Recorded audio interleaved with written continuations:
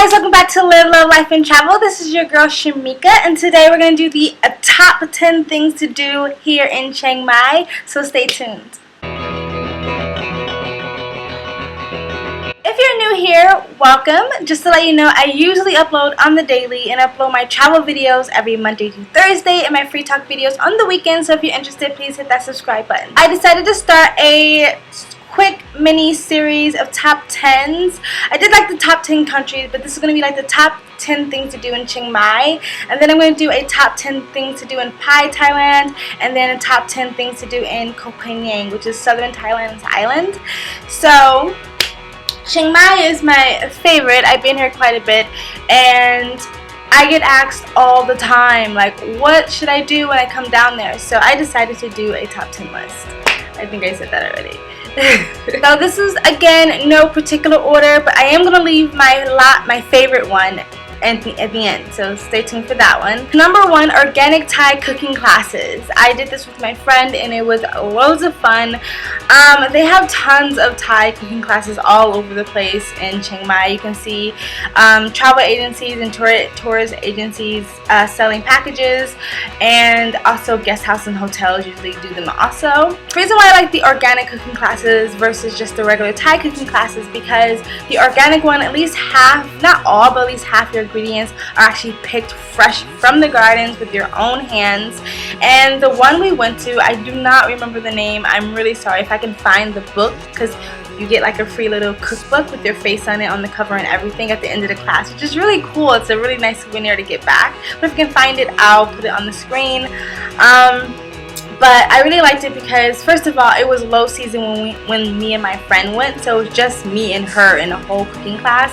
And the woman who taught us, she had a very great auntie, grandma, mommy, mother type of feel to her. Like, she did it, she wasn't like this stuffy, like, culinary chef or something like that. Like, you can tell this woman had kids, that she's cooked for families before, so it felt like you were just talking to somebody that you've known for years, like somebody in your family.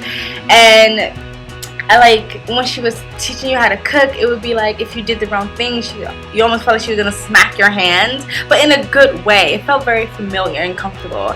And the food was actually really good, and it was way more than I think anyone can eat, because you basically cook like appetizer, entree, and dessert, but like 2 of each or something like that. And it was just really tasty.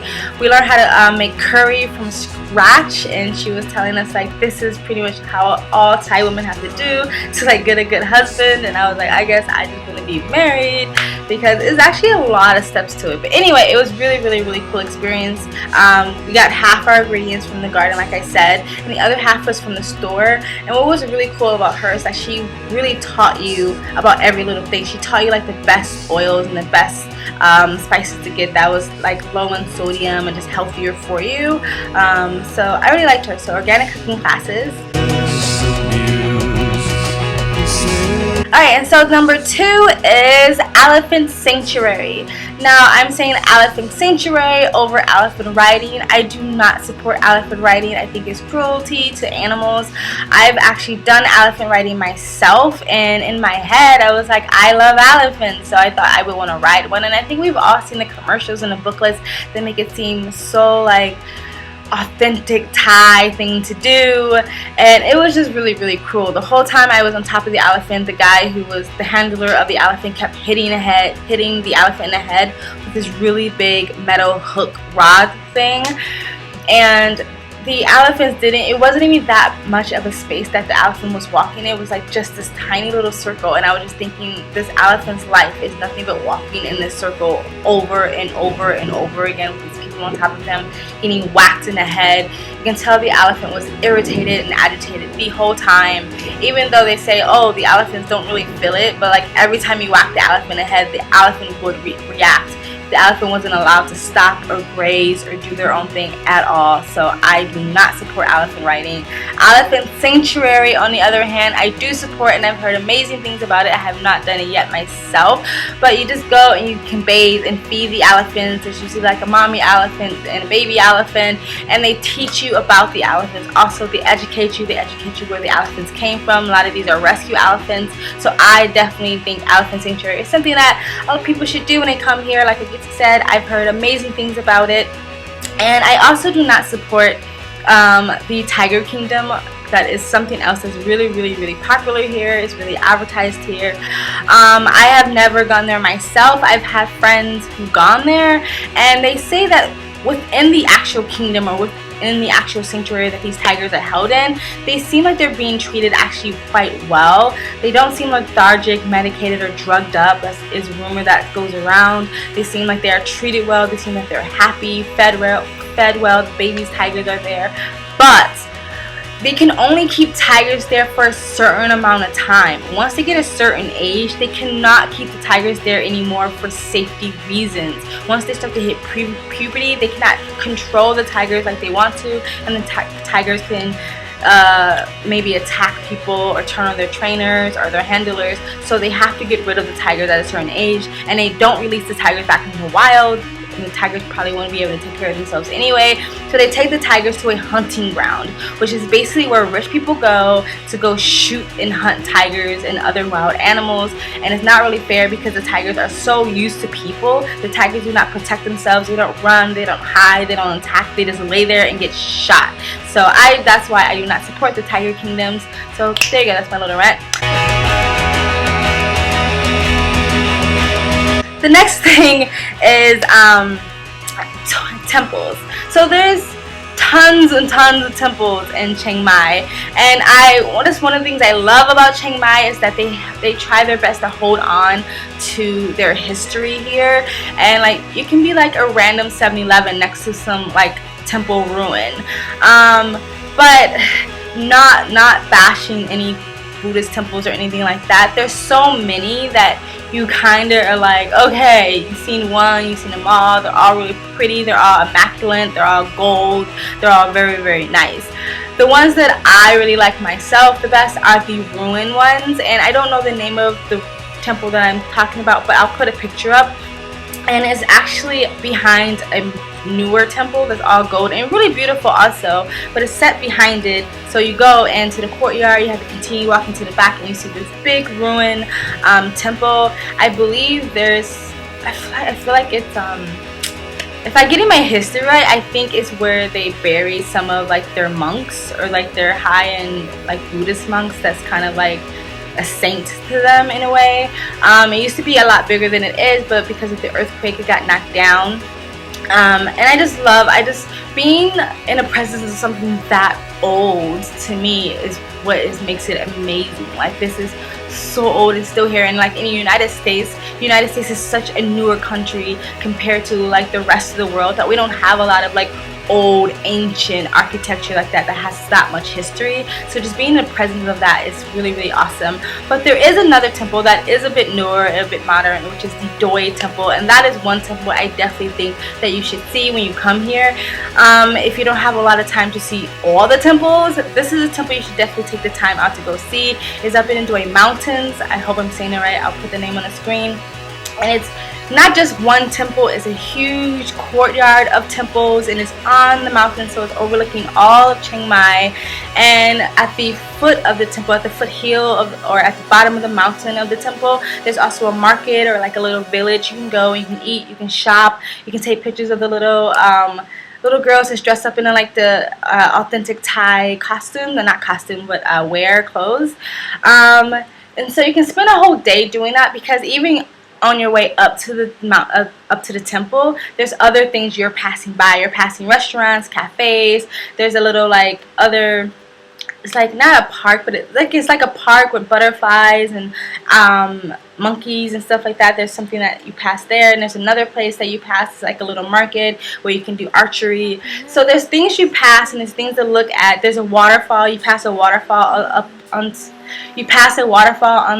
the way up to the temple, and so you can spend a whole day and you can do things all the way as you get up to the Doi temple or Doi mountain. And so the waterfall is another thing to do. It's not the most immaculate and amazing waterfall, but there's something to look at and something to do on your way up to the temple. So yes, temples in Chiang Mai, it's tons to see, so that's something to do. And then the next one is the canyon. So I believe they named it the Grand Canyon, like the Chiang Mai Grand Canyon, and it's a man-made canyon, but it's really, really, really pretty. I did a video that I like started crying when I got to the canyon because I had like fell off my bike and I got lost, and then it was all like worth it because I got to see this really beautiful thing. It used to be free and it's got a bit touristy now, which kind of sucks because it used to just be like this free place, this little escape like secret place that not a lot of people knew about, and it was just like hippies and bohemians would go there and smoke a spliff and just hang out. So it's a bit touristy now because they do advertise it, and they book packages to take people there, but it's 50 baht, which is not that much, and you're not allowed to bring any food or drink in, but there is a restaurant inside aside the gates near the canyon. So again, it's a thing you can spend your whole day doing. If you ride a motorbike, it's just a nice drive to get there. And then they have like bamboo rafts you can lay on. They have an obstacle course now there. They have rock climbing there. They have cliff jumping. The cliff is very, very high if you go to the top one, and just be careful because once you get up there, it's very difficult for some reason. It's just difficult to shuffle your way back down. So usually once you're up there, the only way down is to jump. So just to let you know. But again, it's a really chill place just to relax and chill, smoke a blunt. I'm actually not going to recommend smoking. Relax, chill with your friends, play guitar, hang out. And then again, like I said, they have a restaurant there so you can get refreshments and food. So it's a thing you can do pretty much the whole day. You can make a whole day out of it. So yeah, the Grand Canyon. And then the next one is rock climbing. So I mentioned the rock climbing for the Grand Canyon, but they actually have really good rock climbing here. They have outdoors rock climbing and they have indoor rock climbing. I've never done the outdoor rock climbing, but it's Chiang Mai is known for that, and people come to Chiang Mai just to rock climb. Right down the street from me is one of the major stores where you can buy all your rock climbing equipment. They have a little indoor rock climbing in the back also, and they also book a lot of the rock climbing packages or tours or groups and stuff like that. If you're not an advanced rock climber yet and you just want to kind of learn or just something to do, they do have a really, really nice indoor rock climbing gym here. I've been to that and it's really, really nice, and it's not, I can't remember the amount, but it's not that much. And I would go there first and I would ask them where is the best rock climbing, outdoor rock climbing company to book with, because I was thinking about booking one at first and I had bumped into one of the people who worked at that indoor rock climbing gym, and I mentioned the place to them and they were just like, no, do not go there, they're not very big on safety. It kind of just like give you your equipment and think that you can do it on your own. And so if you're a beginner, you might want to get a recommendation for somebody who's already done outdoor rock climbing. So a lot of the indoor rock climbing instructors do outdoor, or they work at the outdoor rock climbing also, so they will know the best place for you to go, especially if you're a beginner and you want to be safe. So I would go to the indoor rock climbing gym and ask them, what do you think, what should I do, what company I should book with. And also Krabi is also known. I know this is not about Krabi, but Krabi's southern Thailand island is also really known for rock climbing. So there you go. If you want to be near ocean and you still want to rock climb, Krabi is known for that. Okay, so the next one is zip lining. So zip lining is not something that I'm really big at. I need a little bit more of a adrenaline rush than zip lining can provide for me or give me.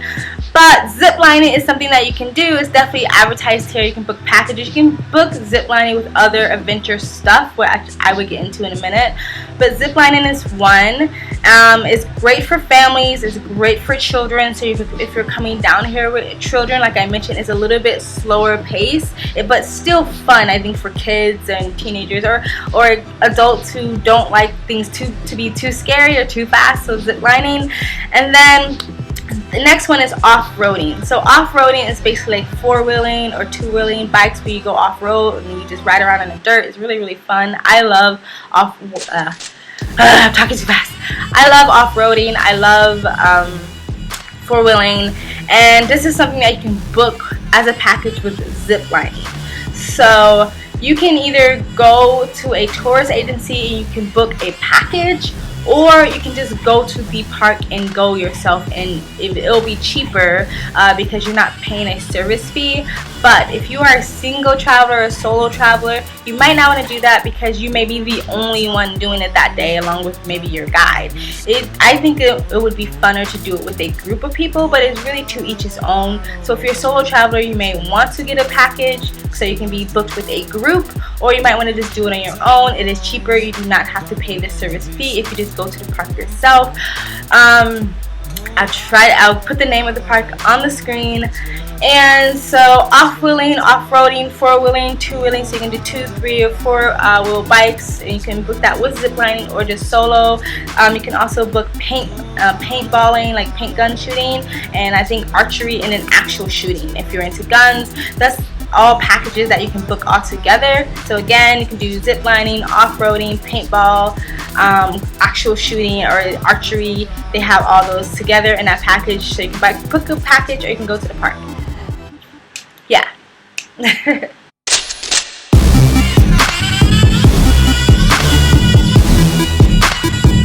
Sorry I'm talking so fast. I'm working at it. I'm a naturally fast talker. Okay, so the next one is national parks. So the national parks is one I already mentioned, the one that you can do the adventure stuff at. Again, I'll put the name on the screen, and the other one is the Doi National Park. Again, this I think they have a really pretty garden there, and they also have a temple there. Great place to see a sunset. You can also camp overnight there. You have to pay a fee, but you can camp there. So it's a great place to just get outdoors, get into nature, get away from the city. So national parks. And then the next one is massages. Like if you're coming to Thailand, you gotta get a massage. It's like just something you gotta do, and you can either do the low-end Thai massage or you can do the high-end Thai massage. It's really up to you, and it's really up to your budget.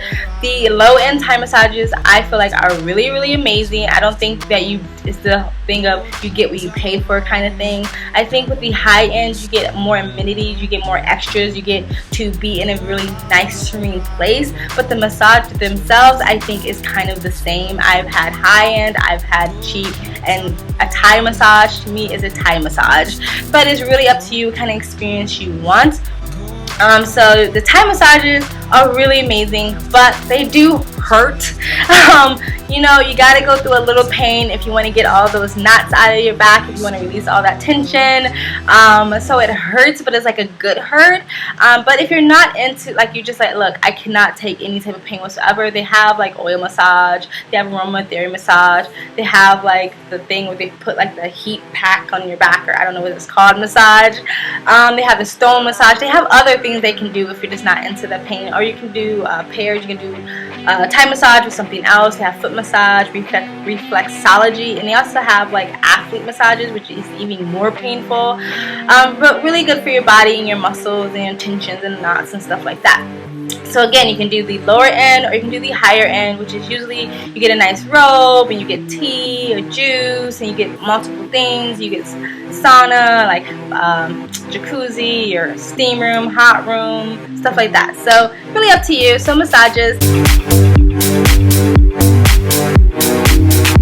And then the next one is bungee jumping. So I should have mentioned the bungee jumping along with the other adventure stuff, because you can also book bungee jumping as a package with off-roading or zip lining or shooting or archery or paintballing, you know, etc., etc. So yeah, bungee jumping is not the highest cliff that you're going to be jumping from in the world, but it's pretty high. It suffices as something scary. I haven't done it yet, but I want to do bungee jumping because it's on my bucket list. For some reason, bungee jumping scares me more than actually jumping out of a plane, because if I do skydiving, it'll be tandem and it'll be attached to somebody. Bungee jumping is like, you literally gotta push yourself off a cliff, and skydiving, someone kind of just like takes you with them. So I think it's actually harder to just do bungee jumping, but you can do bungee jumping. It's safe. It's been around for years. They know exactly what they're doing, so don't be scared because it's in Thailand. Like, so bungee jumping is one. So the next one, this is my last of my top 10. I think it was top 10, and then I'm gonna do one extra after this. But my favorite one to do is trekking or hiking, however you want to call it. That is my favorite thing to do in Thailand or Chiang Mai. I've done it a few times now. Every time someone asks me what to do, I always mention trekking. Of course, you gotta like the outdoors, you gotta like to exercise, or just challenge yourself. The trekking itself is a lot more difficult than people think it is or assume it is when they go into it. I think they think the same thing I thought when I first did the trekking. I thought it was going to be this man-made path, and it's going to be really easy, and it's going to be in nature, and it's going to be nice and fine, but just okay. No, the trekking is actually difficult. It is really hard. You are going uphill, incline, and then you just keep going up, up, up, up, up. You feel like it's never going to stop. The incline is just never going to end, and halfway through you're going to be asking yourself, why the fuck did I sign up for this? But it's so worth it. It is so worth it. Like, I love challenging myself. I love pushing myself. Once you get up to the top and you see the beauty around you, you see the nature around you, you see the view in front of your eyes, you see the sunset, you are going to definitely think it's worth it. It's amazing. So they have different trekking packages. You can do one day, which I think is like a waste of time if you do one day. Like, why just do one day? But if you have just a certain amount of time and you stay in Chiang Mai, then just do the one day. But they have the 1 day, they have the 2 day, they have the 3 day, and I even heard they have up to 5 days. So my recommendation, if you're coming here on low season and you don't want to just be isolated by yourself at night, you will be with a guide, but when it comes to tourists, you may be the only one or only 2 tourists there, because low season, a lot of people don't book the trekking, and they usually don't book more than a couple of days. So if it's high season, you may actually find more people who want to do longer days. So just know, like, if you're a solo traveler and you book more than a few days, you may be the only one sleeping there at night. They do pair you with another group in the daytime. That's what happened to me and my friend. We booked 3 days and we were the only 2 people there at nighttime, which is fine because we had each other. But if I wouldn't have felt comfortable doing that on my own, we did get paired with a group that morning. But if it's high season pretty much starts around the holidays through April, May. If it's high season, you probably will find other groups who are staying longer times. But the general package that people usually get is 2 days. So just to let you know.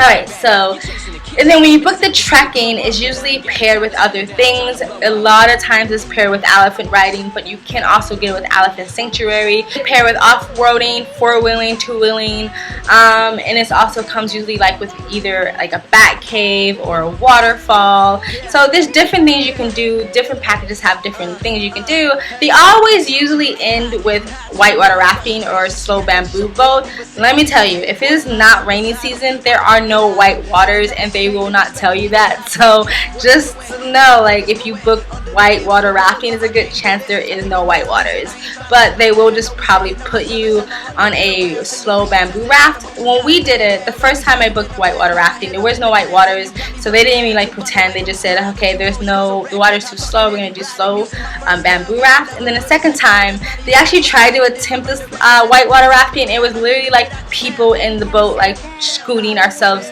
along the river. So just to let you know, if it's not rainy season, there are no white waters, so don't get excited about it. But it will be slow boat bamboo raft, which is still just as nice. You're in nature, it's really nice. And then the food you eat is so good because they feed you. Up in the mountains is where all the farms are, and so they pick your ingredients straight from the farm. So it's from farm to plate into your mouth, and it's delicious. And usually it's just like some broth and vegetables, but it's so good. You do stop at a market before you get to the mountain, so you can buy some snacks of your own, but like, you might as well just buy water and stuff, because they do feed you, unless you want like just some granola bars. I don't know, but like, I don't know what season they grow, but there's like fruit in the trees. There was like lychee in the trees. My friend actually bought like a whole bag of lychee on the way to the trekking, and once we got there, like, nobody wanted any of her fruit. Like, we just picked it straight from the trees. It was so good. And then the next morning it was just me and her. We just went off on our own little adventure and explored the forest, and we had our own little time for a few hours, and it was just really, really nice. At nighttime it does get cold, so I recommend that you bring socks, you bring some like an extra pullover or a jumper or a sweater or a sweatshirt or whatever, and then you bring a hat and a scarf and stuff, because it does get really cold. They do provide you something to sleep in, and it provides you a blanket, but it's really thin. The few times I went, it was always a thin blanket, so always bring something extra warm to put on at night. You do not camp outside, but they do have like a cabin, but it's like a hostel dorm style cabin where everyone's sleeping in the same room, or sometimes they'll have like 4 here, 5 here, 3 there, but you're not gonna have a single room by yourself. It's gonna be shared. They do have indoor bathrooms, but it's all shared. But it's so nice. Like, you eat under the stars and nature and bonfire. You are gonna be guided by someone who was pretty much born and raised in the jungle, or not in the jungle, but in the mountains of Thailand, and so they know it very well. So you're very, very safe. They'll keep you safe. There are like snakes and jungle and stuff, but I don't think there's too much wild animals that can attack you, but they keep you safe. They're usually kind of like the guys themselves are usually really fun. They're just fun and funny and kind of wild, and can make you a cup and a spoon out of bamboo in like a second. So it's really, really fun. So again, I definitely recommend the trekking. An extra is bike riding. People come to Chiang Mai just to bike ride, because a lot of like vegans and vegetarians and just naturalists like come here to Chiang Mai because it's easier to do, where they don't believe in driving cars and things that consist of gas because it's bad for the environment. So a lot of people bike ride here, but a lot of people bike ride here also because they're just passionate about biking. A lot of you'll see just a trail of bikers going up to Doi Mountain. So if that is something you're into, you can find a group of people that are just as passionate about bike riding and maybe being a little bit earth friendly. So that's one. And then the last but not least is, if you don't have that much money and you're on a budget, or you don't have a lot of time, Chiang Mai is filled with really, really nice cafes, shops, restaurants, tons of street markets. The Sunday walking street market is my favorite market. It's near the Taipei gate. That's where it starts, and I like that market because it has a lot of arts there. And just like I said, I love to do things, but I'm also okay with a great cup of coffee, great conversation, great friends. You can find a lot of like organic, vegan, vegetarian cafes here and restaurants. So there's always tons to do. Like, another thing I love about Chiang Mai is like you can go down all these little tiny alleyways and side streets and find something new. So just explore and be free and have fun and love Chiang Mai. So that is it, guys. This video is gone on long enough, and so that is my top 10, 11, 12, 9. I don't know. I didn't really keep count, did you? Anyways, if you agree with me, if you've been to Chiang Mai and you say yes, I've done that, that's amazing. Leave a comment below. If you've been to Chiang Mai, you've done something that I have not mentioned, please leave a comment below. If you have any questions, because I talk really fast and you didn't understand something I said, please leave a comment below. Like this video if you want to like it. Share this video if you like to share it. It really helps. And if you want to continue to follow me on this crazy journey called life, please subscribe. And thank you from Live, Love, Life, and Travel.